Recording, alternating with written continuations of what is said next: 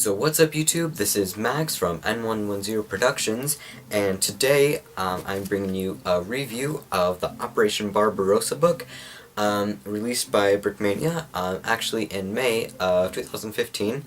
So this is kind of overdue, but by the time I had the money and actually figured out that it existed, it was earlier this year, and it wasn't until I had the money that it was like a few weeks ago. So yeah, let's get into it. So first, the one thing that I noticed is the numbers, the page numbers are actually not black, they're a nice red. I think that one of the real reasons is probably just because of the saying that the Russians are red, or like Red October, something to do with that. Also the font, or the lettering for the first page, Operation Barbarossa, building instructions for World War II Lego models, is in red. And then all the other text is black, but that's just the thing that I noticed, is that the page letters are red, which is really cool, that we get a different color, although I think this is the first instruction book, unless there were more before this. And then also it has the regular kind of inventory. For the Germans, it has Panzer II, Panzer 38T, Panzer III, Panzer IV, SDKFZ 10, the half-track, Pak 36, and then for the Russians, it has a T-26, Model 1939, BT-7, the T-3476, KV-1, KV-2, and the thing about that I noticed is that for the KV-1, since the KV-2 is the same chassis, what they did is they just had instructions for the turret for the KV-2, so that you can just add it onto the chassis of the KV-1, so that they didn't have to print the same exact instructions for a model that was only different for the turret, which I like about that. The Gaz Double M and the 53K 45mm anti-tank gun. And another thing that I noticed is that the color for the styling here is black, and then red here for the Russians, which is pretty cool. And then it has, which is in no other book that I've seen before, has this nice kind of story, which starts with "Welcome to Operation Barbarossa," and it kind of talks over it, and then the regular nice model picture, and then the name, the class, and then model information, which includes the release date, the designer, the difficulty, the parts, and then the model features, plus a small bio, just like a regular one, for all of those.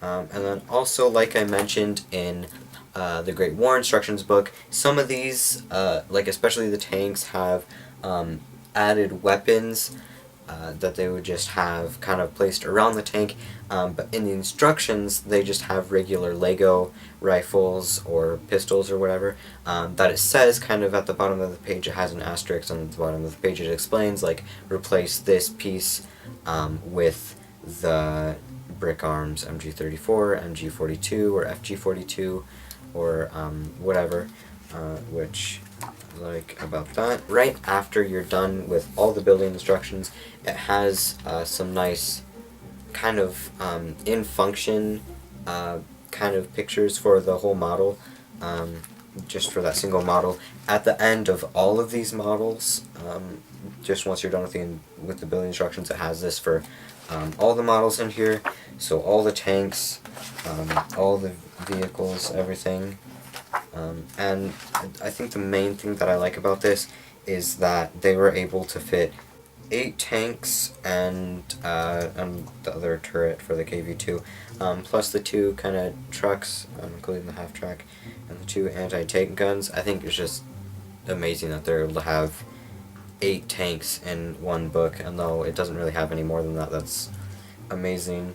Also, the selections of the tanks is also really nice.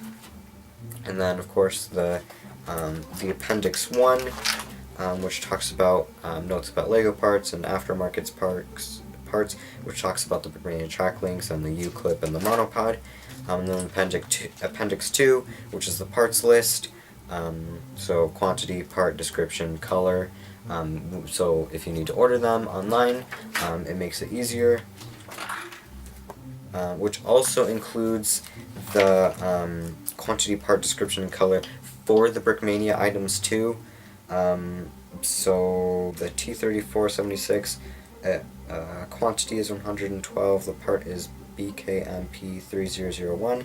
The description is the Brickmania track link double with chevron tread, color steel. So even for the Brickmania pieces, or Brick Arms pieces, it still has the quantity, color, part, type, name, description, whatever. And then I also, along with the Great War Instructions book, this is probably my favorite sticker sheet, just because it's smaller, first of all, and then it has just a large amount of stickers. So all the crosses, the iron crosses, Veteran Cruises for the German tanks, and then all the red stars for the Russian tanks. It has stickers for 8 German infantry and 8 Russian infantry, and then stickers for 2 Russian commanders and 2 German commanders. So I think that's all about this book. I really like it. I like the amount of tanks, like I said before, just the amount of models that you're able to put in this Brickmania.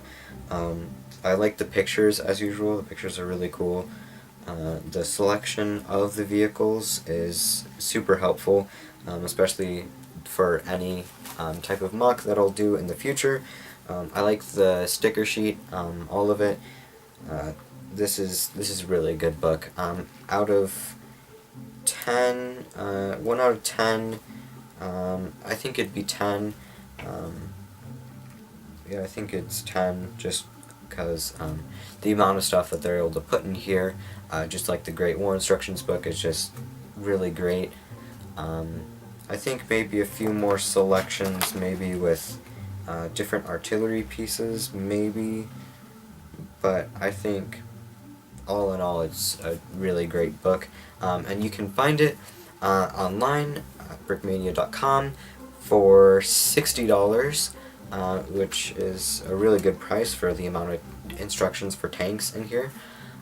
So I think that's all. And next week I will have the Panzer mouse remodel, because if you'll notice, if you've read about it at all, there were only 2 shells that were built, 2 bodies, and only 1 that was built with a turret. So I will show you how to build one that I kind of imagined as more of a self-propelled gun, since they weren't able to make a turret for a second body. I imagine that they wouldn't ever use the other body, but for kind of historical fiction accuracy, I will be having a remodel for that, and also later today with a review for the Rats and Foxes instruction book. So I will see you then.